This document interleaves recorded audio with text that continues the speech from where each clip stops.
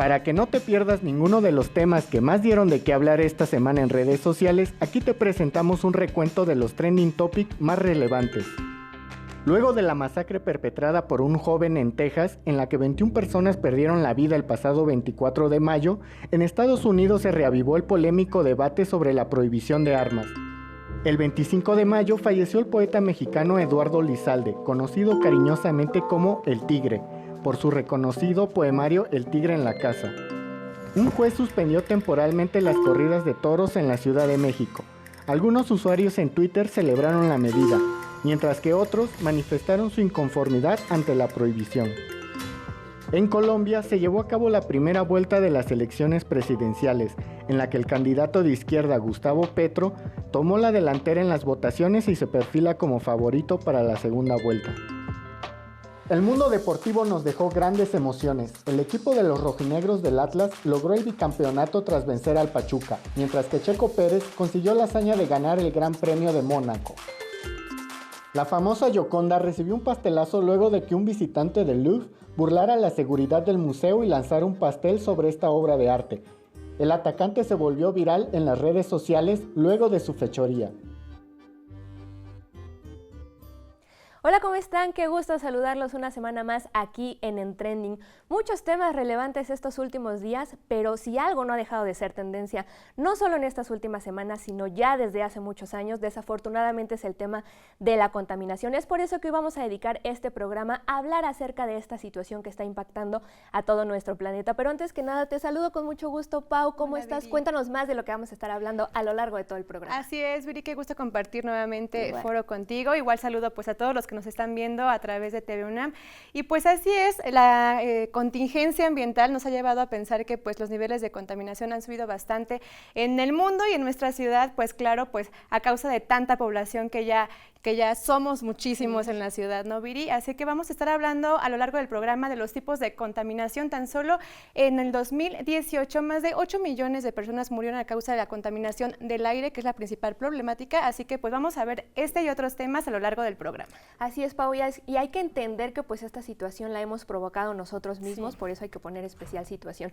Pero para iniciar este programa, vámonos con el minuto en el que Iván nos cuenta cómo se da de manera muy general este tema de la contaminación y también algunas de sus consecuencias. Con esto iniciamos este programa de En Trending. ¿Has notado que cada vez son más frecuentes las sequías, los megaincendios y la pérdida de la biodiversidad? Todo esto es consecuencia de la contaminación provocada por nosotros. Actividades como el uso del automóvil, generar y tirar basura agravan esta situación. La contaminación surge a partir de la presencia de componentes nocivos originados principalmente por la actividad humana, que alteran el medio ambiente y perjudican a la atmósfera, al agua, al aire y al suelo. Además, existe la contaminación acústica, lumínica, visual, entre otras. Desde la revolución industrial hace más de 2 siglos, se han incrementado las emisiones de gases de efecto invernadero, causadas por el uso de combustibles fósiles como el petróleo y el carbón. Los gobiernos mundiales han buscado revertir esta situación a través de tratados como el Acuerdo de París, cuyo objetivo es reducir el aumento de la temperatura del planeta. Sin embargo, estas medidas aún están lejos de un cambio verdadero. Este es el momento más importante de nuestra existencia como especie. De nosotros depende el futuro de la Tierra. Las consecuencias en el mañana dependen de lo que hagamos hoy. ¿Te quedarás de brazos cruzados? En las últimas semanas se activaron diversos protocolos debido a la contingencia ambiental de la Ciudad de México, tales como el Hoy No Circula, que afecta, claro, a muchas personas por sus vehículos, pero pues también son medidas necesarias, ¿no lo crees, Viri?, para pues mejorar la calidad del aire. Definitivamente, Pau, estas medidas son muy importantes, es necesario pues seguirlas, tomar en cuenta las recomendaciones. Sin embargo, también creo que no basta con 1 o 2 días de no sacar nuestro vehículo. Creo que también como sociedad tenemos que poner más de nuestra parte para tener más acciones y contribuir a que la calidad del aire mejore en nuestro país. Así es, usar pues más la bicicleta u otros transportes ecológicos y amigables con el medio ambiente. Así que vamos a hablar de esto en la primera parte del reportaje que nos trae Nadia sobre la contaminación atmosférica.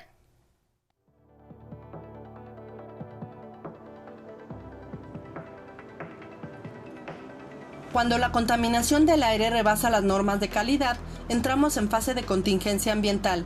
Se emite una alerta y se aplican los protocolos que ya conocemos, como el hoy no circula o evitar hacer actividades al aire libre. La contaminación atmosférica es permanente y es un problema grave de salud pública.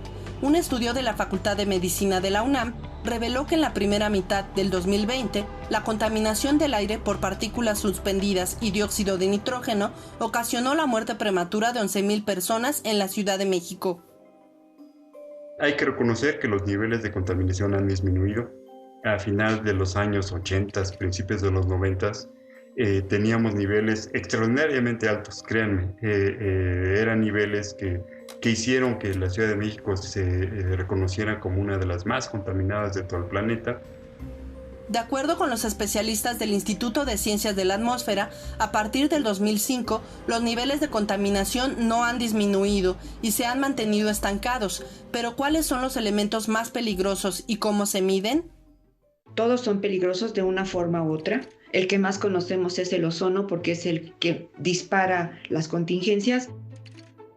Pero también tenemos el dióxido de nitrógeno, tenemos el dióxido de azufre, tenemos el monóxido de carbono, prácticamente todos ellos productos de procesos de combustión. Las condiciones meteorológicas que avivan estos contaminantes son las altas temperaturas por encima de los 25 grados centígrados, baja humedad atmosférica y escasez de vientos. También en los meses más fríos, en invierno, se produce el fenómeno de la inversión térmica, es decir, el aire frío y estancado se combina fácilmente con los gases y partículas tóxicas. En la Ciudad de México hay alrededor de 30 estaciones de monitoreo de la calidad del aire, coordinadas por la Comisión Ambiental de la Megalópolis, que diariamente miden el nivel de los gases y partículas suspendidas en el aire. Una de las normas de calidad del aire para ozono dice que en una hora las mediciones que nosotros hagamos en promedio no deben rebasar una expresión que equivale a 90 partes por billón. Y si llegamos a rebasar un nivel que equivale a 151 partes por billón, en ese momento se emite una alerta. El problema de la contaminación atmosférica no es propio de la Ciudad de México. Otras ciudades como Guadalajara, Toluca, Monterrey y Puebla registran más altos niveles. Los especialistas señalan que falta mejorar las políticas públicas, sobre todo en aquellos sectores que contaminan más, como las industrias, los medios de transporte y la producción de gasolinas, entre otros.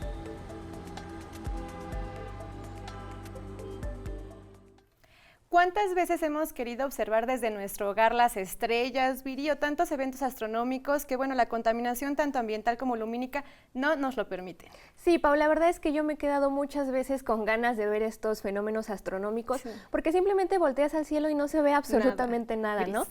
Es por eso que investigadores del Instituto de Astronomía de la UNAM, en colaboración con otras entidades, propusieron la Ley de Cielos Oscuros, una iniciativa que busca minimizar la luz artificial y con ello reducir la contaminación lumínica. Yadira nos cuenta todos los detalles en la siguiente nota, que es el proyecto UNAM de esta semana. Apaga una luz, enciende una estrella, es el llamado a proteger los cielos oscuros y con ello los espectáculos astronómicos que nos ofrecen al caer la noche. Espectáculos que en muchas ocasiones no podemos contemplar debido a la alteración de la oscuridad natural por el exceso de luz artificial. Cuando hablamos de contaminación, generalmente hablamos de un desperdicio de recursos, de un derroche de recursos que de alguna manera afectan al medio ambiente. En este caso particular estamos hablando del exceso de iluminación artificial por la noche, a lo que llamamos contaminación lumínica.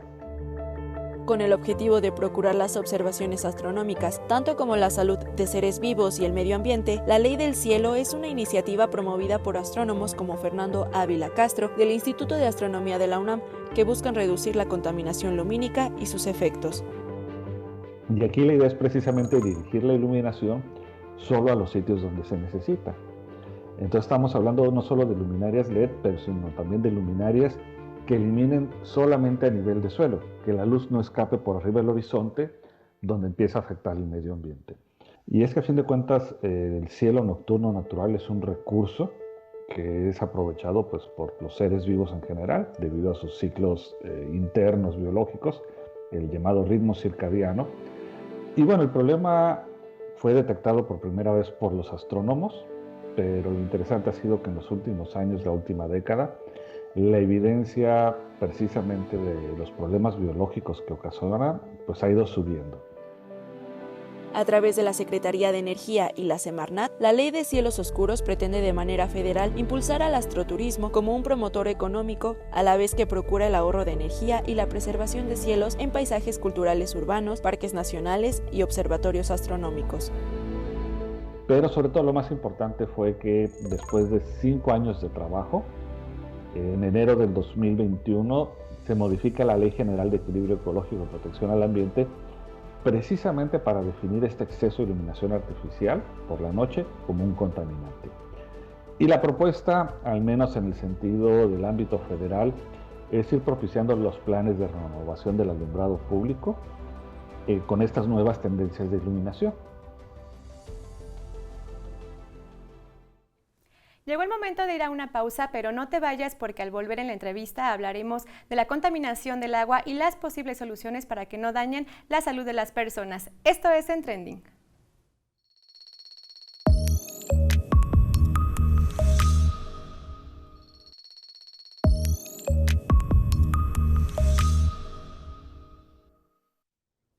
Ya estamos de vuelta aquí en Trending y otro de los tipos de contaminación, Pau, que también afecta gravemente a nuestro planeta, pues es la contaminación del agua. Y México enfrenta una severa contaminación de este recurso que repercute pues no solamente en nuestra salud, sino que también pues en todo el medio ambiente. Para hablar de esta problemática, hoy nos acompaña la doctora Ana Cecilia Espinosa. Ella es investigadora del Laboratorio Nacional de Ciencias de la Sostenibilidad y del Instituto de Ecología de nuestra universidad. Bienvenida, doctora, qué gusto tenerla por acá. Gracias por la invitación. Muchas gracias, doctora, por estar en Trending. Y bueno, pues empezando con este importante tema, pues ¿a qué nos referimos con este término de contaminación del agua? Pero también, digamos, ¿qué detona esta contaminación? Y a grandes rasgos, ¿cuál es el panorama de nuestro país? Sí, bueno, cuando nos referimos a contaminación, nos referimos a características del agua que no son adecuadas para que nosotros la podamos usar. Okay. O sea, todo está en el contexto del uso que nosotros queremos hacer. Entonces, claro, si el agua tiene ciertos elementos o compuestos que perjudican el uso que vamos a hacer, decimos que está contaminada, ¿no? Okay. Y también cuando descargamos desechos. Desechos pueden ser sólidos o pueden ser líquidos, como las aguas residuales. Entonces, una vez que hacemos esa práctica, hablamos de agua contaminada también, ¿no?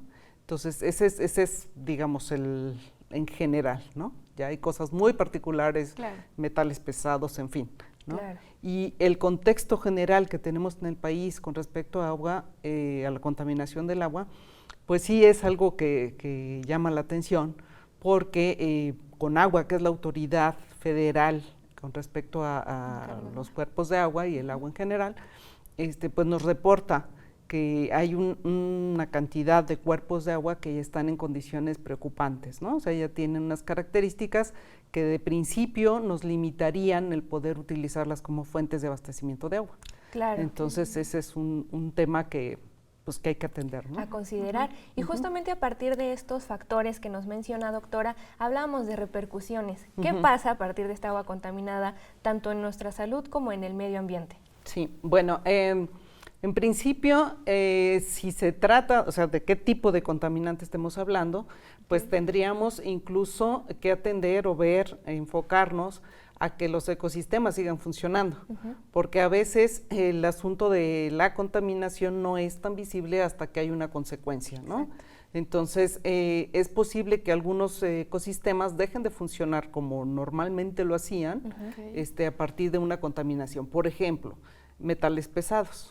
Cuando hay derrames de una mina, por ejemplo, de esta actividad minera, los contaminantes van a difundir en el ecosistema del que forme parte un río, por ejemplo, arroyos, y van a afectar a la vegetación ribereña, a los animales que se acercan a consumir esta vegetación o agua. Y entonces las funciones que tienen esta vegetación o estos animales van a disminuir, ¿no? Entonces, eso afecta directamente a los ecosistemas.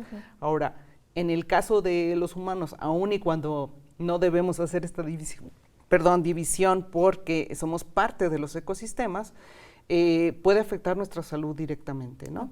Claro. Por contacto directo, es decir, puede haber efectos directos en nuestra piel o por vías respiratorias, porque aparentemente no no lo tenemos como muy normalizado, pero hay agua que sea pulverizada y que podemos respirar, ¿no? Entonces puede haber esos efectos en la salud de los humanos que estén expuestos a agua contaminada, ¿no? A partir precisamente de esto que nos comenta, pues, ¿qué acciones se pueden implementar para que disminuya esa problemática tanto en las instituciones como desde nuestro hogar? Bueno, nosotros como usuarios principales, y digo principales no porque seamos los más importantes, sino porque el número, ¿no? Por la cantidad. Pues la usamos para muchas cosas, no nada más para nuestras casas, ¿no? Todas las cosas que tenemos como comodidades, los muebles, nuestros aparatos, dispositivos celulares, las computadoras, etcétera, todo requiere agua para fabricarse, ¿no? Entonces, realmente tendría que ver nuestra conciencia sobre cómo estamos consumiendo cosas, por un lado, y por otro lado también el cómo estamos utilizando el agua a nivel de nuestro hogar, ¿no? Cómo la contaminamos poniendo N cantidad de cosas, tirando cosas al excusado, por ejemplo. Estamos tirando, que lo usamos de basurero y ya nada más le bajamos y se acabó el problema, pero el problema inicia, ¿no? En realidad. Entonces sí ser como muy conscientes de qué cantidad usamos y para qué la usamos, ¿no? Entonces, el tratar de evitar estar contaminando de más el agua, ¿no? Por ejemplo, el aceite de la cocina. Hay quien tiene el hábito de tirarlo a la tarja, ¿no? Y luego, el hacer el tratamiento de aguas residuales, quitar esas grasas es un problema, ¿no? Claro, ahí ya se contamina. Exacto. Entonces, o cuesta mucho trabajo, mucho más trabajo, que quitar, por ejemplo, bacterias incluso, ¿no? Entonces, ese tipo de cosas sí hay que hacer conciencia, ¿no? Claro, poner especial atención en ello. Doctora, nos queda poco menos de un minuto, pero para finalizar nos gustaría que nos dijera, pues como ciudadanos, ¿cómo detectar que el agua de nuestros hogares que utilizamos a lo mejor está contaminada? Sí, yo creo que ahí el principal recurso que tenemos nosotros para identificar esto son nuestros sentidos. O sea, el sentido del gusto, el sentido del olfato, el poder ver que el agua es transparente o no, ver si huele o no mal.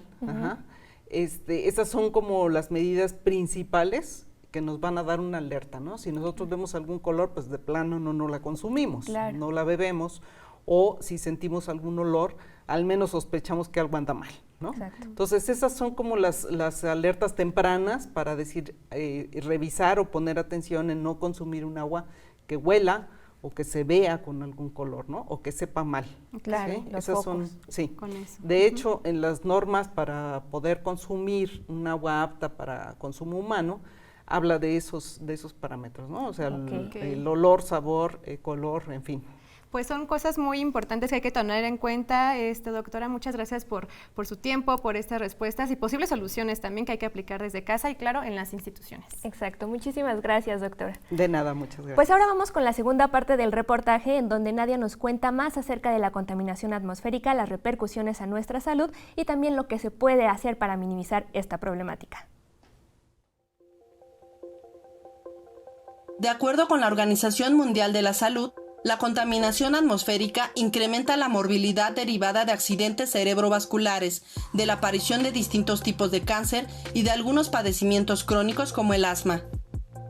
Afecta más a las personas que ya tienen patología, como los enfermos que tienen enfermedad pulmonar obstructiva crónica. Las partículas que más importan son aquellas de tamaño micrónico, son aquellas que solo se pueden detectar con instrumental especializado. ¿Por qué razón? Porque estas sí logran llegar a los alvéolos e incluso incorporarse al torrente sanguíneo y entonces sí, se distribuye a diferentes lugares en donde puede quedar atrapado. Si nos vamos al tracto digestivo, se ha visto que en aquellos lugares donde hay picos de contaminantes, uno de ellos es ozono, llegan pacientes con más frecuencia con cuadros de apendicitis, de cuadros apendiculares agudos a los sitios de urgencia. Hay muchos estudios que mencionan que hay alteraciones en la fertilidad en aquellas ciudades que están más contaminadas, posiblemente por las partículas suspendidas y los contaminantes que en ellas van. Hasta la fecha hay contaminantes que no tienen una normatividad oficial y por ello no se pueden controlar sus emisiones. Se trata principalmente de compuestos orgánicos volátiles de alta toxicidad. La regulación sobre las fábricas que hay en el Estado de México, Puebla e Hidalgo no es suficiente, como tampoco se han mejorado los componentes de las gasolinas.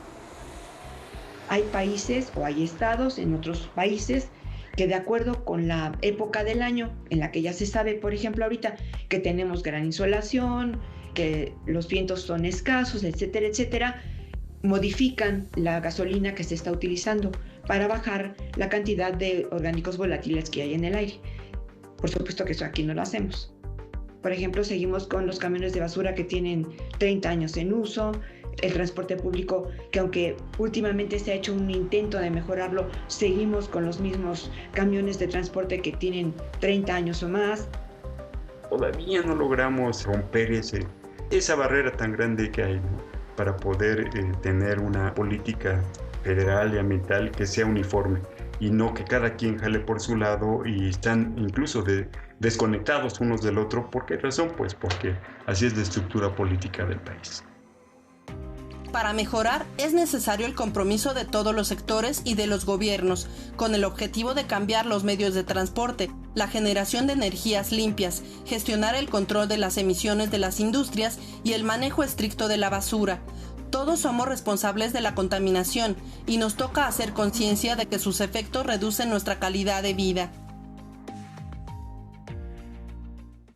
En las zonas urbanas somos víctimas pues de muchos elementos que contaminan pues nuestro entorno, tal es la contaminación auditiva y visual, Viri, pero definitivamente la Ciudad de México pues tiene esta característica peculiar de que tenemos pues sonidos de todo tipo, y en nuestra colonia que seguramente pues tú has crecido con estos ya familiares sonidos. Definitivamente, Pau, y es que cuando no pasan los vendedores, sí, es la música alta que tiene el vecino, luego estamos enfrente de la obra pública, salimos, los claxons y el bullicio nunca faltan, ¿no?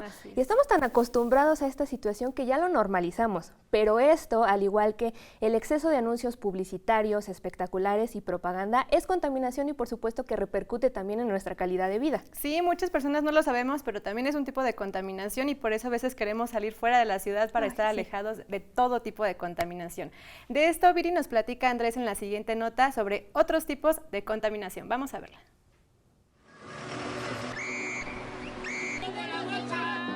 ¿Te parece familiar? Son las escenas y los sonidos típicos de la ciudad.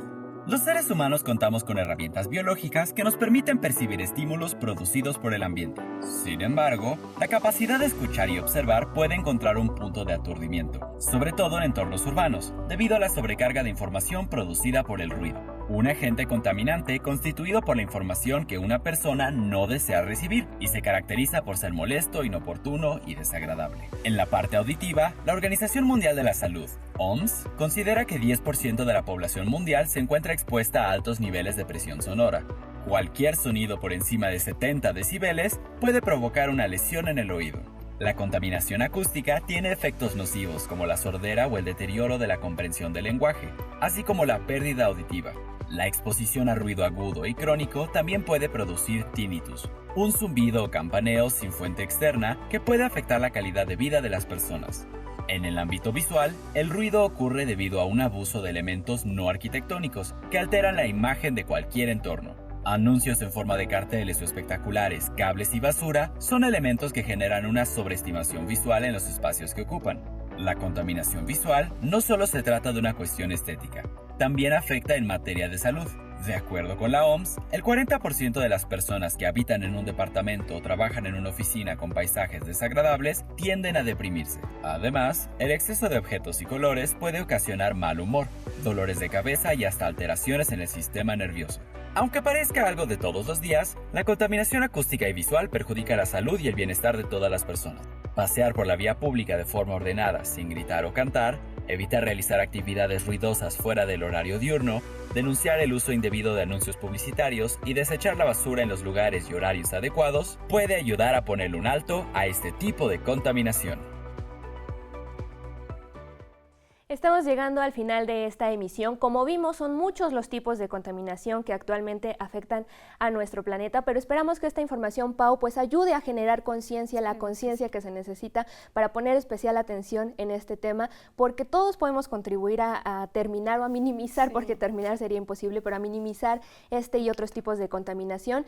se escuchará muy trillado, pero es nuestro hogar y por lo tanto es nuestra obligación cuidarlo, ¿no lo crees? Así es, Viri, es muy indispensable cuidar el medio ambiente y pues también estar alerta a este tipo de contaminación que pues nos daña, Viri. Si cuidamos el medio ambiente, estamos cuidando nuestro propio organismo y nuestra propia salud. Entonces, pues con esto vamos cerrando el programa de hoy, como bien lo dijiste. También hay que estar pendiente a pues la calidad del aire de la Ciudad de México y a todos los protocolos que se activen por parte del gobierno. Y pues bueno, con esto cerramos. Esperamos que nos sigan en todas nuestras redes sociales que están apareciendo en sus pantallas y pues nosotros los vemos la próxima semana aquí en TV UNAM, Viri. Un gusto. Igualmente, Pau, nos vemos la próxima semana.